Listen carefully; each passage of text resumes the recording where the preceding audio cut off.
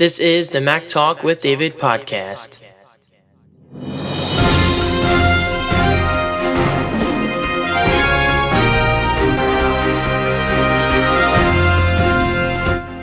Hello, everybody, and welcome to the Mac Talk with David podcast. The podcast focused around everything from our favorite computer company in the world, Apple Incorporated. This is the podcast where I would like you, my listeners, to send in any questions or concerns they have regarding the Macintosh platform, the iPod music player, or even the brand new Apple TV. Basically, if you have anything to say about Apple, please do so. I would love to hear from you guys. Also, it would be even greater if you could send in your questions or comments via an audio file. This way I can play them in future episodes and you can gain yourself those few seconds of fame that you've always wanted. Just be sure to include your name and where you're coming from. Now, my email address is mactalkwithdavid@gmail.com. I'll say that one more time. mactalkwithdavid@gmail.com. Now, since this is the first episode of Mac Talk with David, I thought it would be good if I introduced myself.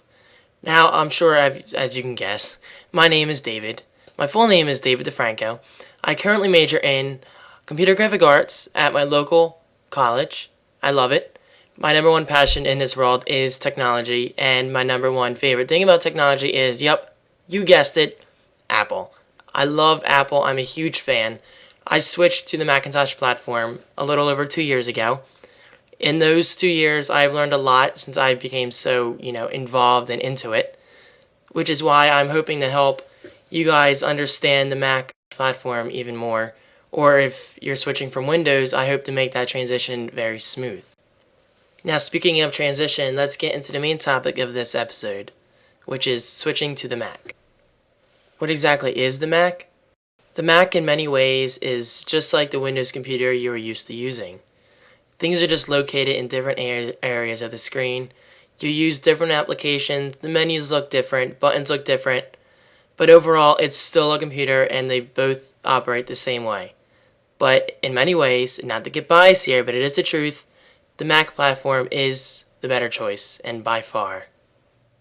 Now, what is probably the most common question I hear from Windows users all the time is switching from Windows to the Mac easy? In a short and simple answer that will save you time, the answer is yes. Like I said before though, switching to the Mac is a change in your lifestyle. Just like anything else would change, it's going to take time and you're going to have some patience. Now, that's not to say using a Mac you need patience because it's hard to use, because it's not hard to use at all. I'm just saying that because it's change and sometimes people just don't give things a fair chance. One example would be the menu bar. Mac OS X, which is the operating system that Macintoshes use, the menu bar, aka the Windows taskbar that you're used to, the menu bar is located at the top of the screen rather than the bottom. This is where you activate all your common menu commands like File, Edit, Window, and all that good stuff. Learning a new interface in a lot of ways is fun. I know I had fun with it when I switched to the Mac.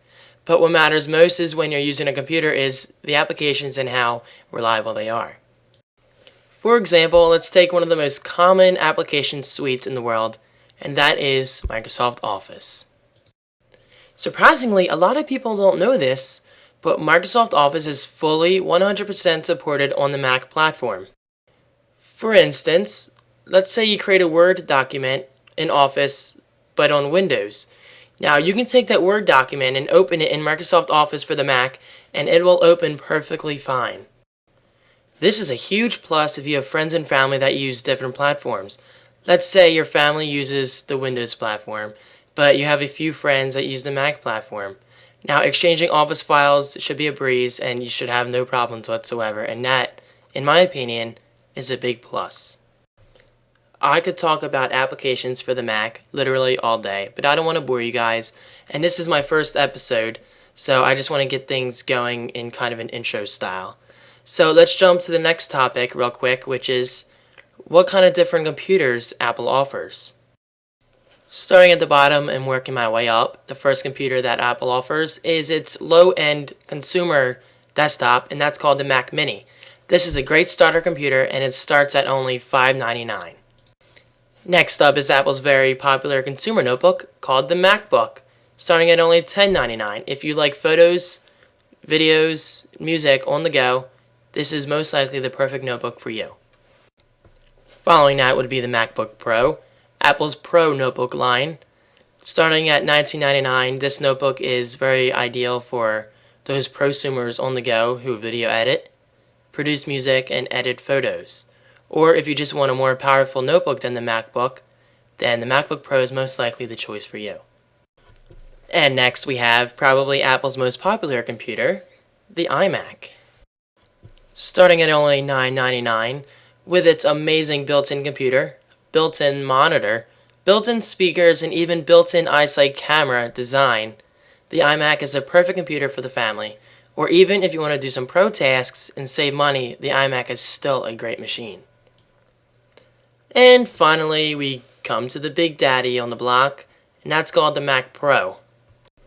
Starting at only $24.99, and notice I said only $24.99, this is the Macintosh computer you will be using if you are serious about your video work, music production, insane video editing, anything serious, animation, all that good stuff. This is the Mac to use. So as you can see, no matter what you plan to do with your Mac, Apple has you covered. They have the starter machine, they have the consumer notebook, Pro notebook, consumer desktop, and the Pro desktop. So I guess that concludes the very first episode of Mac Talk with David. I would like to thank you guys for listening to me. Hopefully I can help you with any questions or concerns you have regarding the Mac. Again, please send in those questions. I would really love it if you send in them via audio file, but regular email is also fine. My email address again is as follows: mactalkwithdavid@gmail.com. In case you don't know, Gmail, gmail.com. That's Google's email service. Again, it's mactalkwithdavid@gmail.com. I do look forward very much to hearing from you guys, and I would like to thank you for listening to Mac Talk with David.